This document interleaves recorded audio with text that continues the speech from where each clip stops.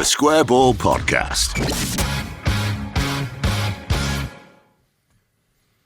Welcome to the show. Hello there. It's Dan here with Michael and Moscow as we celebrate missing the big moment on this TSB guide. Show's brought to you with Levi Solicitors, should say. 10% discount on your legal fees. levisolicitors.co.uk/the square ball. Range of services in there that Michael could or couldn't list. Depends on what you want to do. Shut the page since earlier. All right.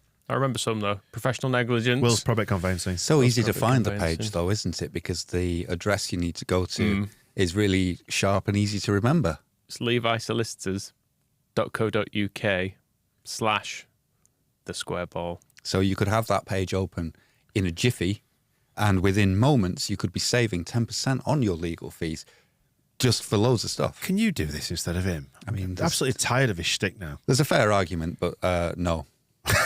Good. Right, so games that you've missed, because we've been talking on the show in recent weeks about missing certain big games, not more so obviously than the promotion under Bielsa. We missed the whole of that, really, didn't we, due to the pandemic? We've all got a match or a moment that we've missed in our Leeds United lives. Maybe you popped off to the toilet under the stand for a whole game, and you just couldn't face it. Yeah, but it's because it was mentioned on the show. Sorry, that I missed the League One promotion. This is what planted the idea of doing this show. The Bristol Rovers game. I was on a stag do in Manchester, armed with a shotgun, firing at clay pigeons at the moment when Max Gradle was sent off, and I thought that was it. We've done it again. We've totally Leeds it in, but we didn't. We had a good night that night. It ended up being good fun, but I do still regret having missed that because it's the only promotion, I think, or only good thing we've done since I turned into an adult that was worthy of celebrating, like an end of season celebration. Apart from what happened in 2020, but we missed that because pandemic. It's your reasons for missing that game are not as bad as a mate of mine who ended up being arrested for ticket touting for trying to sell a Leeds ticket at face value just because he'd ended up with two. Because tickets were obviously really scarce, he'd ended up getting a ticket in the away end to begin with, just because he'd managed to get one that was available. And then he'd managed to get a ticket in the Leeds end, so then he had two. So he was just offloading his other ticket at face value, but was spotted doing it and therefore was taken off and did not get to see the game. What's his name? At all. Let's not name him. He knows who he is. He knows who he is. It still scars to this day. I mean, that's really bad. Yeah. At least you got to have a nice activity weekend. Yeah. I was missing it for a noble reason, whereas being in a cell when the good stuff's going on. If they're trying to sell a ticket at face value as well. Yeah. Very, very upsetting. How did they know that he wasn't just giving it to his mate who owed him money for the ticket? I don't know. Feels a bit mean, that. It is a bit mean, but let's say he deserved it. It's a disgusting business. It's your mate. Sorry, no, I won't say his name. You missed the relegation, didn't you? Which obviously was a big moment, not necessarily on the positive side of the fence. Yeah, the Spurs game, I'd knackered my back out of the night. It was a Sunday, wasn't it? Yeah, I'd knackered my back on the Saturday, so I couldn't go. Did watch it from my bed. Your sick bed.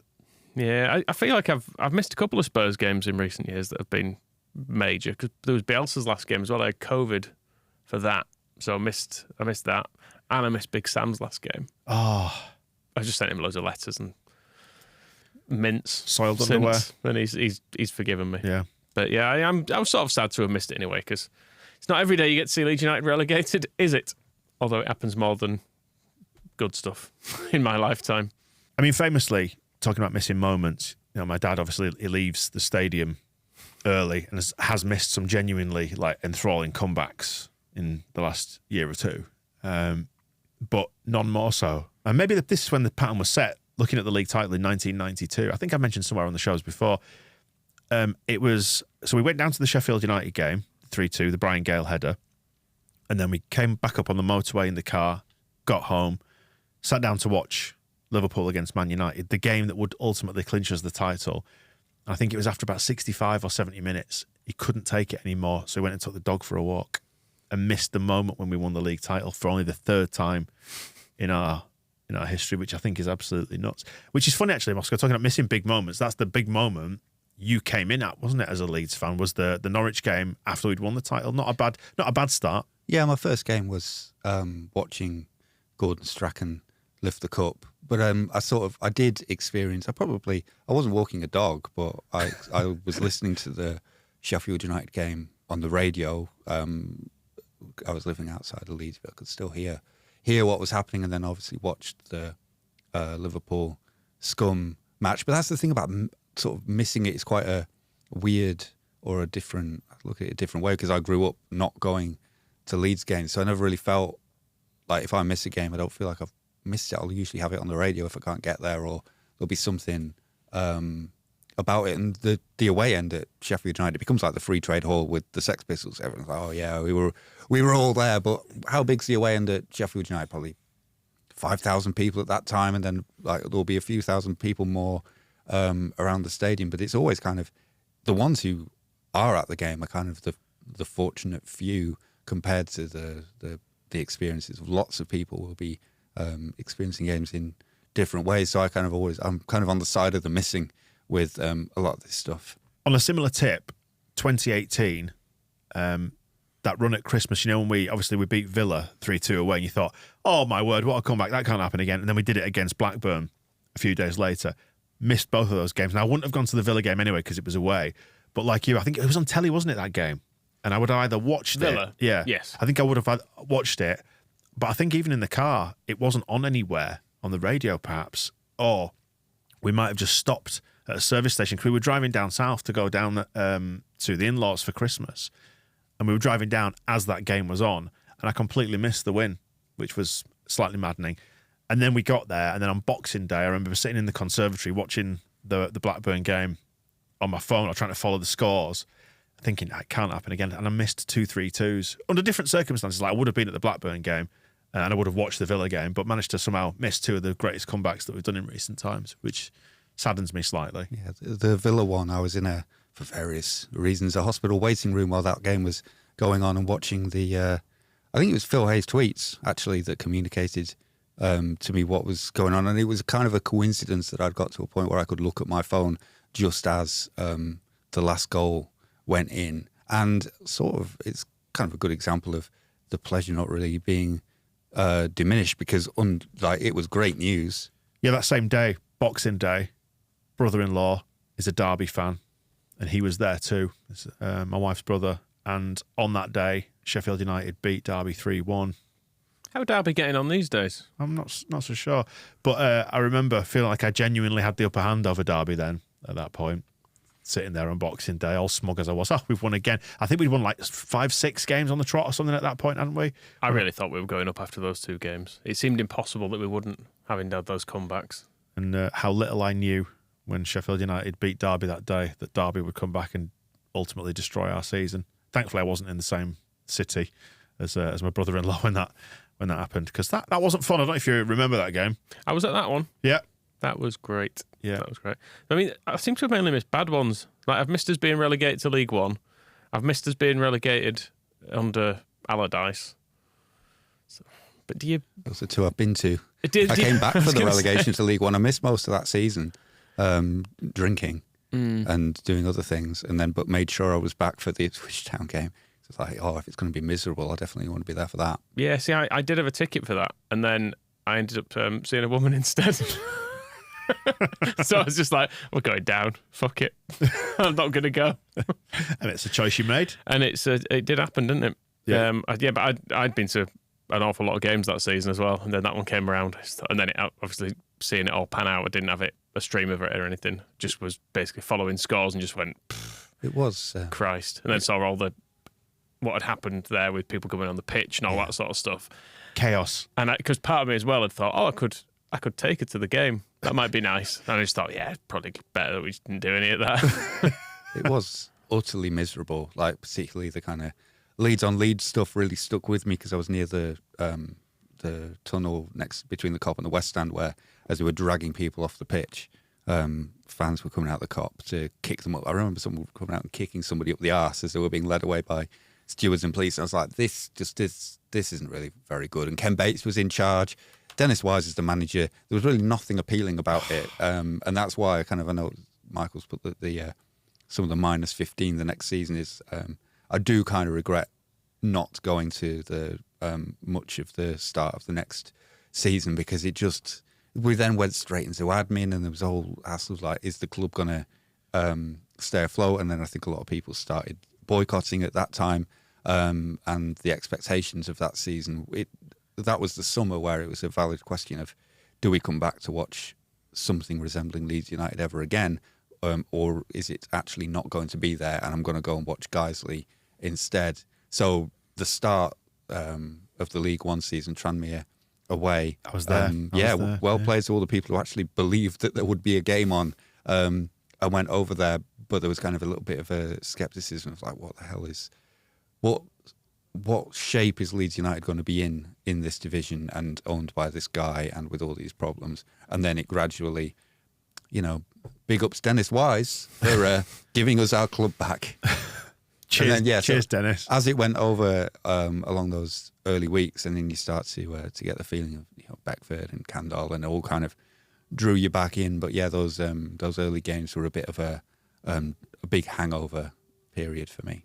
Yeah, it's interesting how there are parallels there with what's happened more recently with dropping out of the Premier League and then trying to find our feet again in the Championship. And actually, suddenly Daniel Farke's built something that's good to watch and something to get behind. But it just does take that little bit of time for the momentum to build up, doesn't it? I just wondered, is there a game, and I'm thinking of one specifically, I don't know why this still nags at me, one that you've just carried with you over the years that you really regret missing? Is there a game like, I'll give you my example and see if there's one that draws parallels with you.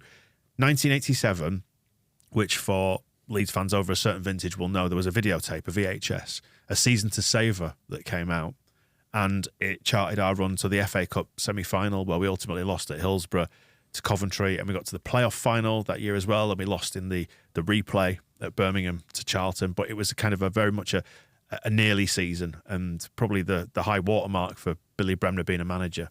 And the video came out. Probably still got it somewhere in my loft. It's the FA Cup 5th round game against QPR that was very much seen as like a real, what a day that was at Ellen Road, because QPR were in Division 1, we were in Division 2 as it was at that point. Ellen Road was properly full to the rafters for the first time in quite some time. There were people stood on, I think, on the pub roof and on the hill and on the car park, and it was just people everywhere. And I can still remember that one of the chants that came out that day was car park, give us a song, apparently. And it was the Brendan Ormsby header where he's up on the fences at the Cop End. Just one of those days that you know is going to go down in history, and it has kind of stayed for that particular generation of people as a really vital memory. I went to a 9th birthday party instead at Eccleshill Swimming Pool in Bradford. I was going to say, any good? Had hot dogs. Okay. So there's that. Had a bit of a swim. I'm guessing there's not even a wave machine or a slide at Eccleshill Swimming Pool. There is a slide. Is there? Yes, there is a slide. It's still there. The same slide. La-di-da. The same slide that was probably there for that 9th birthday party is still there. Made of pure asbestos. Probably. Yeah. But, for whatever reason, that has just stayed with me for years and years. My iconic one that I missed was Don Matteo in the San Siro, because I've mentioned this before, definitely, but I had a trip booked to go to that game. And then, because it was around the time, obviously, Leeds doing well in Europe, so there were little travel companies springing up to get people there, because there weren't quite as many, my memory of the time anyway, there weren't quite as many kind of EasyJet, Ryanair type low-cost things. So if Leeds were in Milan, people would put on flights. And the travel company that had done it didn't have the right, I think, is it Atoll? Atoll, the bond or something. They didn't have the correct insurance for it. So, like the week before, it got cancelled. And then, obviously, I had to stay at home, watched it on telly, and then you see what goes on there. You see all the scenes afterwards. Did we have, was it 6, 7, maybe even 8,000 or 9,000 fans? It was there? a huge corner of, the sort of behind the goal and around the corner, wasn't it? Yeah. Was the area we had. And it looked like probably the best night ever. And all the players were over singing with the fans. Peter Ridsdale on the pitch. Could have met. Yeah. Well, it was. But at the time, everyone loved it, didn't they? Yeah, and it was, that Alan Smith and all that team having the time of their lives, and the fans having the same. And that's one I've always looked back and I thought, it'd have been so good to have been there. And it's a moment that lives on in the songs, and there's now a mural of it. And even though it was just qualifying from a group stage of the Champions League, it's become a big... It's an iconic moment. It's a really big moment, isn't it? So, yeah, that one does upset me. Right, the next question. Any games you wish you'd missed, or is that probably far too long for this show? Anything that occurred between Grayson being sacked and Gary Monk being appointed probably because that was a fairly. There were some fun moments in that season, but yeah, that whole period just absolute shit. Put it in the bin. So many. I mean, there's one. I think we always come back to it, but that Rotherham FA Cup game under Steve Evans, where it's not so much a regret being there, but it's more that it may as well not have been, because we've had it where that game has come up and just don't remember it happening. Was that the one at the Don Valley Stadium? No, it was That was Ellen a home Road. one. Was it Carriol scored? Yeah. It was a great goal. Yeah. Really good goal, but this like the whole day for what I gained from the experience. Just lost hours. Even at the time, it was just sunk time. I gained absolutely nothing from being there. It may as well not have happened, so I may as well not have gone. So that's probably. And there were a lot of games like that. That's a real good example of. There were so many of just. Why did I do this? It's like I came across a while ago a 5-1 defeat to Bolton within that period. Yeah. And it's just complete water off a duck's back. I just went, we've just lost 5-1 to Bolton. Fine. I think it's kind of. If it happened now, you'd go mad about it. It'd be a big issue. People would be angry on the internet. But as it was, I think everyone just went, that's what we do. Fucking hell. It's kind of why I have that thing of not feeling like I've missed out on games. Like I can think of some where I was listening on the radio, I'd rather have been there, or like it would have been great to be in the San Siro for that game, but I didn't have a flight booked, so never felt like I missed it. But during those whole years, you'd meet people and say, "Oh, you like football? Oh, yeah." I keep thinking I should go down there, Elland Road, sometime and get a ticket and watch a game. It's like, don't like do anything else with your time, and you will be ahead. Like you will be living a better life. It was, and I almost felt like I had to warn people off. I was like, don't make the mistake I made. Like I got to 9 years old and became a Leeds fan, and now like I keep doing it and I can't stop. I need help. Yeah, do not. The last thing you need to do in your 20s or 30s is start following Leeds United. Kind of changed when Bielsa turned. Obviously, then lots of people jumped aboard the bandwagon, and they're very welcome. Like I completely understand. I think it's fine. Like I don't think it's one of the funny things about football. I guess it comes down to that. You missed it. You let somebody down, whether it's yourself or other people, by not being there. That duty that is kind of born in. But honestly, like I sometimes go back and like, if I had only turned up for the good bits, like how much. I'd have such a happier life. Like you can't fault anybody who's like, oh yeah, Leeds are winning, I think I'll go and watch it. Like yes, that is how it should be done, and it should be because it's part of the punishment for teams serving up absolute dross should be that fans stop buying tickets and stop going to watch it because it's awful, and then the club goes, oh well, we better sign some good footballers, and then put on some better football. It's supply and demand, isn't it? Yeah, but we end up in this position where it's like, no, you have to go under any circumstances whatsoever, even if this game will be an eternal mystery to you forever. Name the team, Leeds against Rotherham. Who played? We know the goal scorer. Anything else? Absolutely not. Right then, final point. 4th of May 2024, Leeds facing Southampton at Elland Road. We somehow contrived to get promoted on that day. What are you doing? Town. It's the only option. After we've done the match ball, obviously. After we've done the match ball. Yes, but that could be a fun match ball potentially. It could also be one of the worst match balls in the world ever. It might end up being like... you see, if we're going to get promoted and I've done my backing, I will be taken in on a gurney if necessary. Pumped full of drugs like a racehorse. Just get me in there somehow. Yeah, you need, I think, as part of the promotion running, if we have one, limited exercise, no DIY. Don't put yourself in the position where your back is going to be a problem. Start taking painkillers now, get used to them. Get him like loaded up, ready to go. I did think actually of missing moments. I was thinking back to, I was thinking of ones you wish you'd missed, and I was thinking every Leeds final that I've been to, because we've got twatted in all of them. But the Villa game that I went to as a child, I went on a bus with people from my dad's work, and my dad had told me, show my mum, it was going to be quite sedate because it was people from work. To my child eyes, it was fucking chaos on that bus. It was just like loads of really drunk men, but someone didn't get off the bus because they drank a bottle of whiskey and just fell asleep. They basically took a coach trip to London, didn't get off the bus, went back to Leeds. So they comprehensively missed that. Probably worth it, but drinkaware.co.uk and all that. Take it easy on the old booze. That is the TSB guide to missing big moments. Some worth it, some not so much. The Square Ball Podcast.